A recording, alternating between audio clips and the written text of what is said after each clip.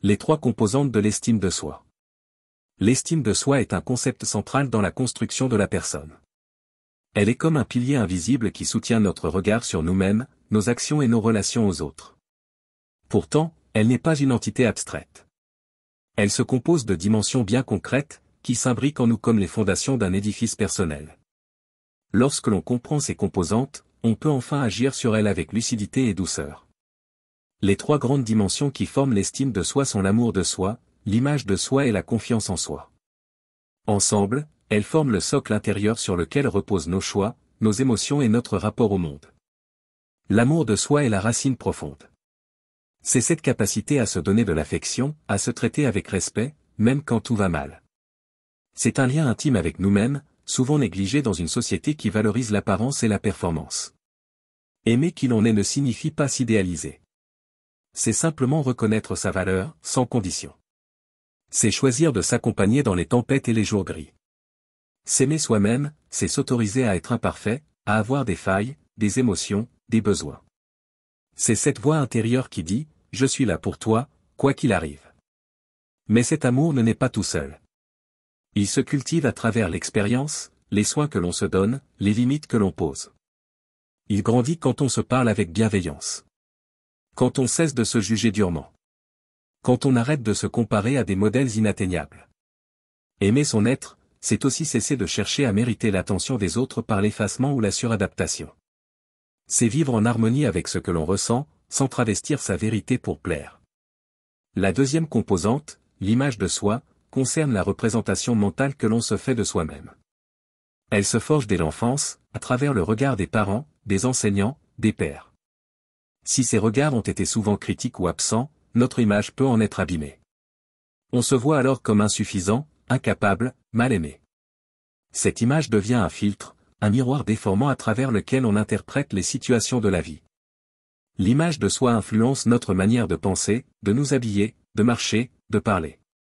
Elle conditionne nos attentes, nos ambitions, nos relations.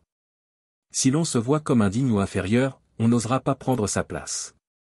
On vivra dans la peur du jugement ou du rejet. Mais cette image n'est pas figée. Elle peut évoluer. Elle peut s'adoucir, s'éclairer, se transformer. Reprendre le pouvoir sur cette image, c'est commencer à se regarder autrement. Non plus avec les yeux de ceux qui nous ont blessés, mais avec nos propres yeux, libres des jugements anciens. C'est se poser de vraies questions, qui suis-je, en dehors de ce que l'on attend de moi?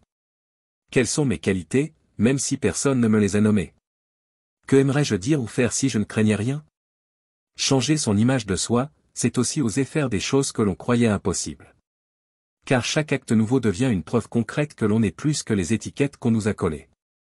La troisième composante, la confiance en soi, se manifeste dans l'action, dans la capacité à entreprendre, à faire des choix, à prendre des risques mesurés. Elle repose en partie sur l'amour de soi et l'image de soi, mais elle se construit aussi par l'expérience. Plus on agit, plus on teste, plus on apprend. La confiance grandit à travers l'essai, l'erreur, la persévérance. Avoir confiance en soi ne signifie pas tout réussir.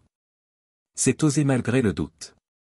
C'est se sentir capable d'agir même si l'on a peur. C'est croire que l'on a en soi les ressources nécessaires pour affronter une situation. Et quand on échoue, ce n'est pas un drame personnel, mais un apprentissage. La confiance en soi permet d'oser dire non, de prendre la parole, de défendre ses idées, de s'exposer. Elle nous libère de la paralysie, de la honte, du besoin constant d'approbation. Mais cette confiance se fragilise si l'amour de soi est absent. Car on finit par chercher la performance pour compenser un manque d'amour. On devient perfectionniste ou dépendant du regard des autres. On agit non pas pour se réaliser, mais pour éviter de se sentir vide ou insignifiant. C'est pourquoi ces trois composantes ne doivent pas être séparées. Elles se nourrissent les unes les autres, comme des racines, un tronc et une cime. Aimer qui l'on est, se voir avec respect, agir avec courage, c'est cette alliance intérieure qui rend l'estime de soi solide et vivante. Travailler sur l'estime de soi, c'est donc prendre soin de ces trois piliers. C'est apprendre à s'aimer sans condition. À se regarder avec honnêteté, mais sans dureté. À agir sans attendre la perfection. Cela demande du temps, de la patience, et beaucoup de douceur. On ne peut pas forcer l'amour de soi, ni la confiance. Mais on peut les inviter, les accueillir, les faire grandir au quotidien. Changer la manière dont on se parle est une porte d'entrée puissante. Remplacer les jugements par des encouragements. Cesser de se dire qu'on est nul, qu'on ne vaut rien, qu'on ne réussira jamais. Et à la place, se dire qu'on fait de son mieux. Qu'on apprend. Qu'on mérite de vivre avec respect. L'estime de soi se renforce aussi dans le corps, en prenant soin de lui, en écoutant ses besoins, en lui offrant du repos, du mouvement, de la présence. Car un corps niais ou maltraité finit toujours par éroder l'estime qu'on a de soi. Les relations sont également un miroir important. Être entouré de personnes bienveillantes, qui nous encouragent à être nous-mêmes, peut aider à reconstruire ce qui a été abîmé. Mais cela ne suffit pas. Car tant qu'on n'a pas recréé ce lien intérieur avec soi, même les plus belles relations ne comblent pas le vide. L'estime de soi est d'abord un dialogue avec soi-même. Une posture intérieure. Un engagement. On peut avoir une bonne confiance en soi dans certains domaines et une faible estime globale. On peut être performant au travail mais se détester dans l'intimité. Se montrer fort à l'extérieur et être en ruine à l'intérieur. Ce déséquilibre crée de la tension, de la fatigue, des compensations. Le but n'est pas d'être fort partout, mais d'être cohérent. D'aligner ce que l'on pense, ce que l'on ressent, ce que l'on dit, ce que l'on fait. Quand les trois composantes de l'estime de soi sont présentes, on ressent une stabilité intérieure. Une paix qui ne dépend pas des circonstances. On devient moins réactif. Plus ancré. Plus libre. On cesse de courir après des preuves. On ose dire non. On s'autorise à se reposer. À rêver. À se montrer vulnérable. À demander de l'aide sans honte. L'estime de soi n'est pas un luxe. C'est une nécessité. Sans elle, on vit à moitié. On se cache. On se limite. On se nie. Avec elle, on respire mieux. On se relève plus vite. On s'aime plus fort. Et surtout, on devient capable d'aimer les autres sans se perdre.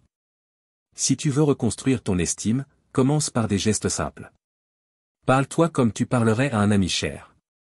Ne laisse plus les critiques intérieures dominer ta journée. Honore tes efforts. Accueille tes émotions. Respecte tes besoins. Donne-toi ce que tu attends des autres.